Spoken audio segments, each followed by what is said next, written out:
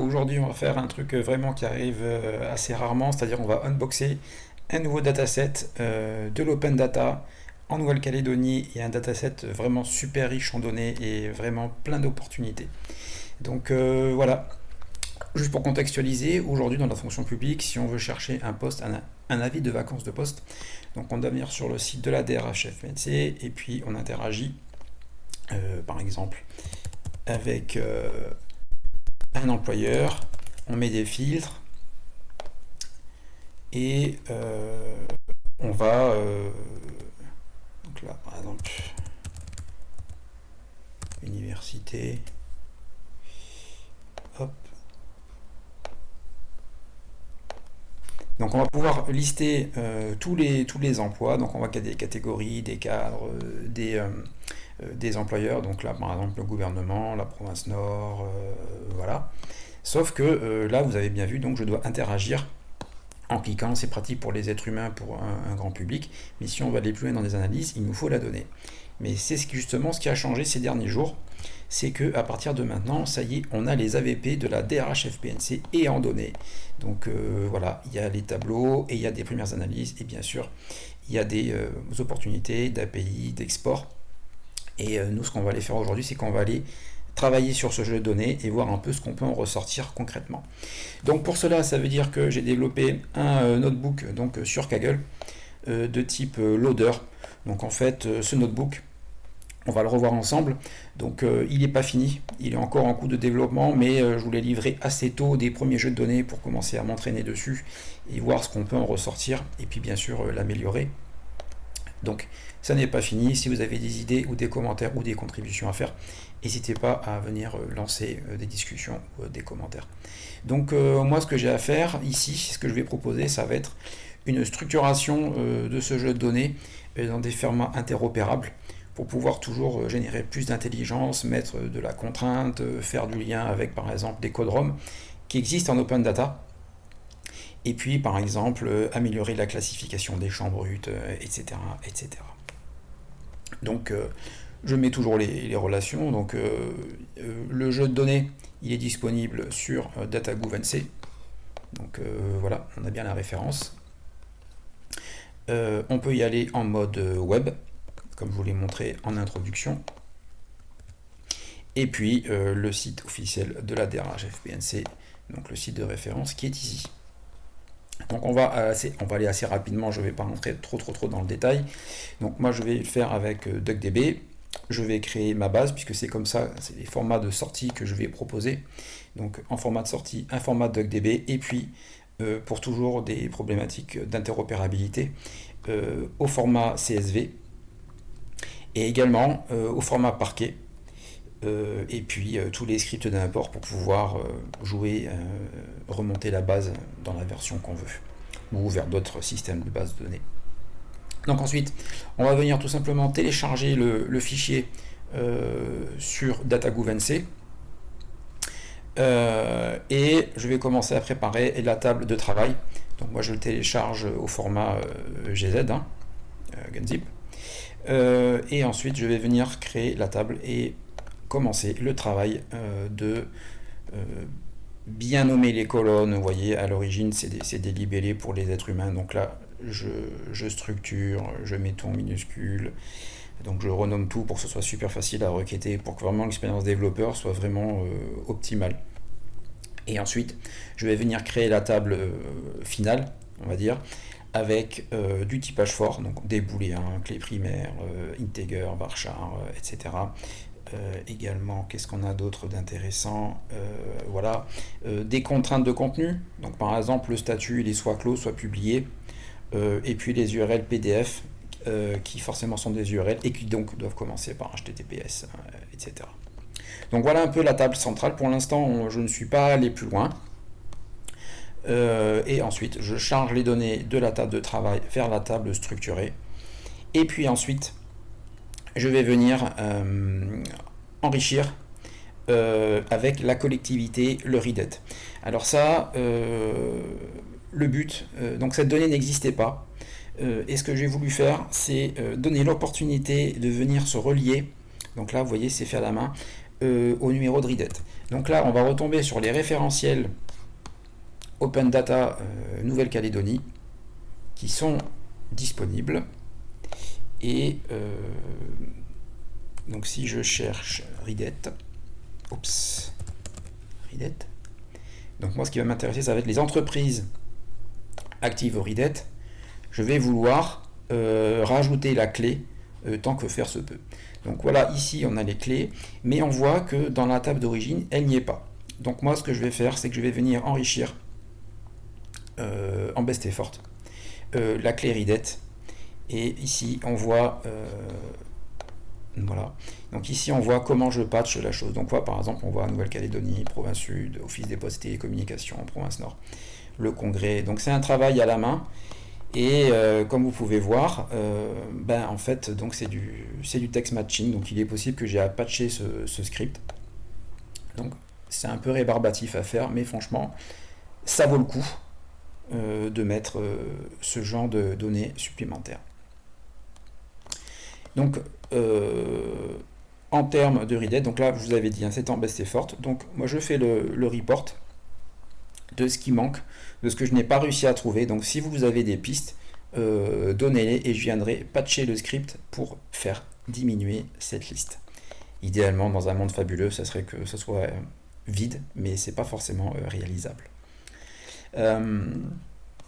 Ensuite, eh bien voilà, on va pouvoir aller voir par collectivité, maintenant, très facilement, le nombre d'AVP ouverts et fermés. Donc là, par exemple, le libellé de la collectivité, le nombre d'annonces, et puis je fais mon tri, là j'ai voulu un top 10, donc on voit que le gouvernement, voilà, au total, 3188, et puis là, malheureusement, j'ai une collectivité qui est à nul, donc il faudra que je regarde ça, c'est un problème de qualité de données.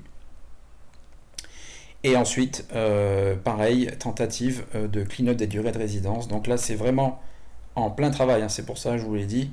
Donc il faut vraiment que j'améliore cette partie pour avoir un typage fort au niveau minimum des durées de résidence en Nouvelle-Calédonie. Donc là, vous voyez, c'est vraiment brouillon, c'est sale, c'est pas fini.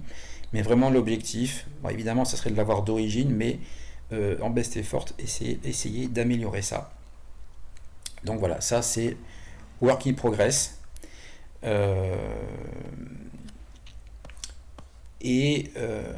Donc voilà, ça c'est toujours du work in progress.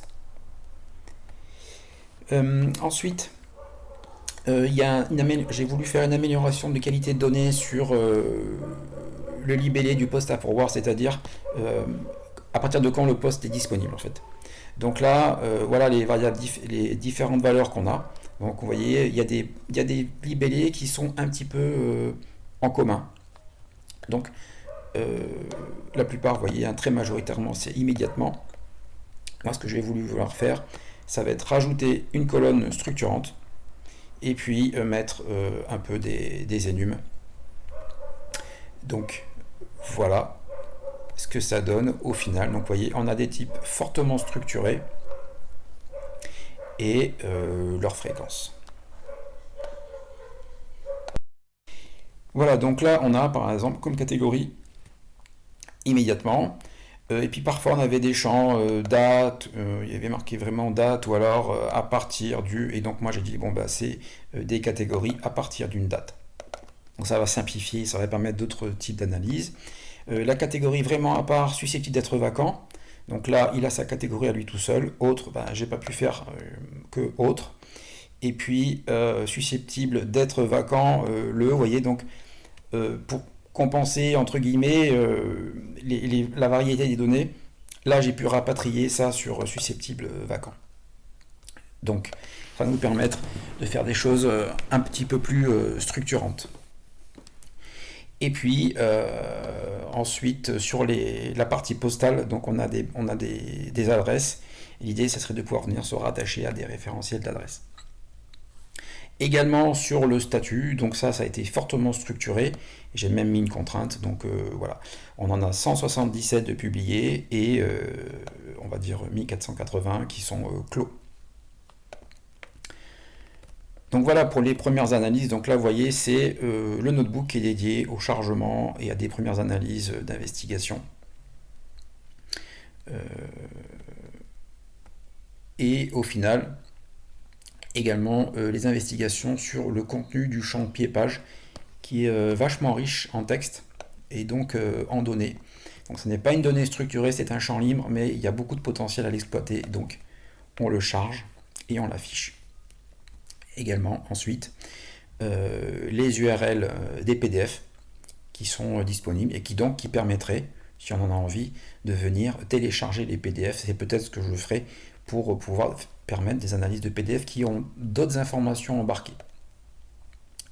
Et ensuite, les CodeROM. Donc là aussi, les CodeROM, c'est un jeu qui existe en open data. Je l'ai déjà préparé. Ce que je vais faire, c'est que je vais les rapprocher. Donc là, on est en work in progress. Mais déjà, on voit que il y a le CodeROM, celui-ci, qui n'existe pas, avec le commentaire très explicite hors ROM. Donc là, l'idée, ça va être tout simplement de venir nettoyer ces champs pour qu'on ait de l'intégrité avec les CodeROM. Si je voulais mettre une clé primaire avec une FK par exemple, une clé étrangère, je pourrais. Et donc là, on nettoie avec toujours du travail à faire et ensuite on finit l'export. Ce qu'il y a de remarquable sur ce notebook, c'est que désormais, donc c'est un notebook de type loader et que donc il est planifié pour s'exécuter de manière hebdomadaire et que donc un petit bilan en entrée, on a juste une connexion internet et les données open data de DataGouv NC, et en sortie, on pointe vers un dataset. Et donc c'est là que on passe à la suite. Et là, le dataset, c'est super facile à embarquer, c'est ce qu'on va voir maintenant. Donc très rapidement, à propos de ce dataset, quel est son intérêt, pourquoi est-ce qu'il est intéressant? Eh bien c'est parce qu'on peut avoir un dataset facile d'accès au format DuckDB, au format CSV, au format Parquet. Et si les gens demandaient d'autres formats d'export, je les intégrerai directement. Donc pourquoi est-ce que ce dataset existe? Donc des noms simples, du typage fort, des contraintes d'intégrité et encore d'autres à venir, des références à du numéro de RIDET quand cela est possible, avec d'autres cas d'utilisation. Par exemple, en cas d'utilisation, on a les entreprises, les établissements. On peut regarder la taille de l'entreprise à son nombre d'établissements et mettre au rapport le nombre d'AVP, par exemple. Amélioration des durées de résidence requises pour pouvoir postuler à un poste. Les catégorisations, des contraintes fortes sur le statut de l'AVP. Et ensuite, un petit rappel sur les ressources. Et donc ensuite, on a donc la base de données au format DuckDB et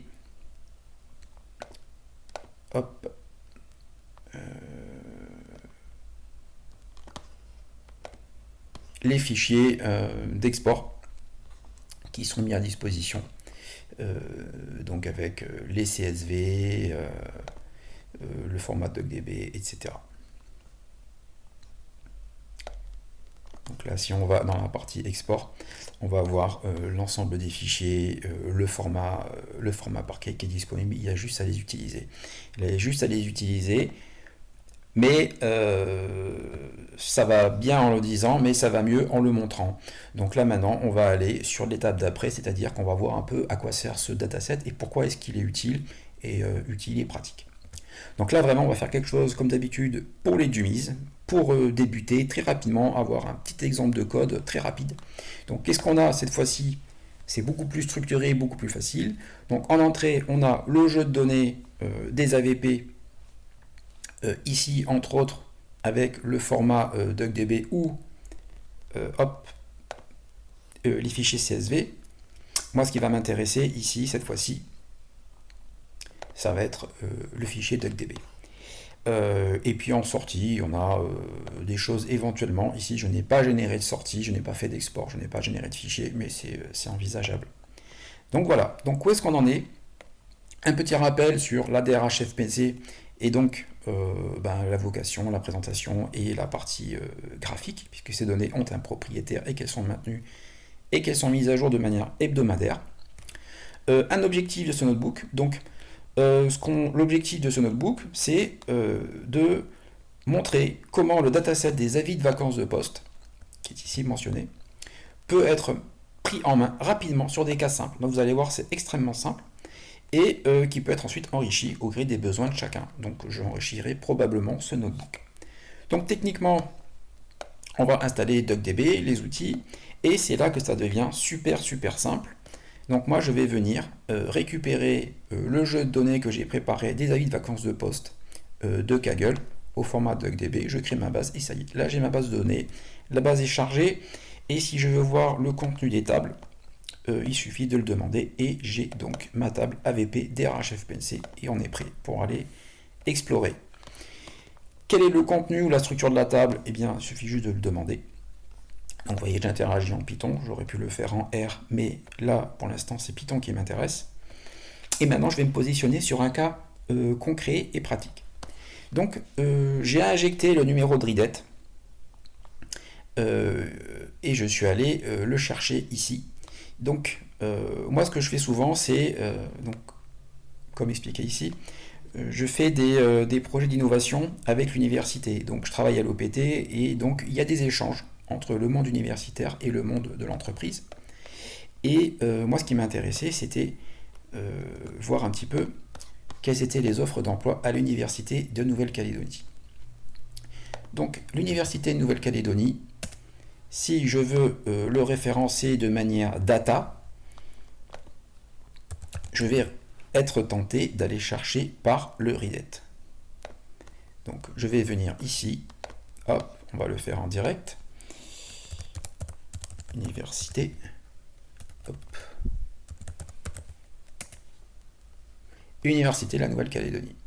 Donc vous voyez ici j'ai le numéro de RIDET et donc assez naturellement je vais venir l'injecter et je veux dire que pour choisir une entreprise, alors la voie royale c'est le RIDET. Donc je vais venir le choisir ici. Donc si je reviens sur DataGouv.NC, RIDET, voilà. Je vais venir me passer en mode tableau et je viens chercher qui est derrière ce numéro. Donc on a bien l'Université de Nouvelle-Calédonie. Et donc voilà, j'ai positionné cela. Et ce qui va être amusant, ce qu'on va vouloir aller voir, ça va être de consulter la partie AVP. Donc là, on a le recrutement de l'université qui regroupe, vous voyez, donc c'est emploi et stage. Mais on va venir voir ici comment au niveau data, on peut récupérer ces données directement depuis ce notebook. Donc j'ai positionné la collectivité. Et ensuite, je viens faire mon SQL. Et là, je viens juste dire que le RIDET, c'est celui que j'ai positionné au-dessus. Et là, voilà, donc on va arriver à la conclusion de cet unboxing pour les dummies. Donc on voit un professeur agrégé, certifié, etc. Et donc on va retrouver ici les éléments qu'on a eu plus haut. Donc par exemple, responsable du pôle ingénierie, est-ce que je le trouve? Voilà, ingénierie documentaire de la bibliothèque universitaire. Donc voilà, et le poste est à pourvoir immédiatement. Ce que j'ai mis également, c'est la date mise en ligne. Et puis la date pour voir, et surtout on voit que c'est immédiat, donc il faut se dépêcher, il faut postuler. Et la date de clôture, donc le 17. Donc là, volontairement, j'ai mis en premier les dates qui étaient en clôture, les plus prochaines, et donc sur lesquelles, si on était intéressé, il fallait vraiment se dépêcher de postuler. Voilà, ça finit la démo très rapide sur la partie unboxing, et ça permet d'autres opportunités ou à d'autres entreprises, juste en venant modifier, par exemple, le numéro de RIDET, de venir utiliser les données, et les cas d'utilisation peuvent après se multiplier à l'infini. Donc pour cela, il suffit d'aller sur Kaggle. Hop. Donc comment est-ce qu'on trouve ce jeu de données? Donc on va sur Kaggle. Et on va tout simplement chercher DRH FPNC. Voilà. Et on a le dataset et comme documentation le notebook qui est ici. Et donc on voit qu'on a un score d'utilisabilité de 8,24, ce qui est quand même plutôt sympa. Voilà, c'est tout pour aujourd'hui. Et bien, à bientôt. Et surtout, n'hésitez pas à jouer avec ce jeu de données, proposer des améliorations, faire des commentaires, etc., etc. Et surtout, continuer à apprendre en utilisant l'open data, mettant en relation entre eux ces différents jeux de données pour produire de nouveaux niveaux d'intelligence. Allez, c'est tout pour aujourd'hui. Tata, bisous, ciao.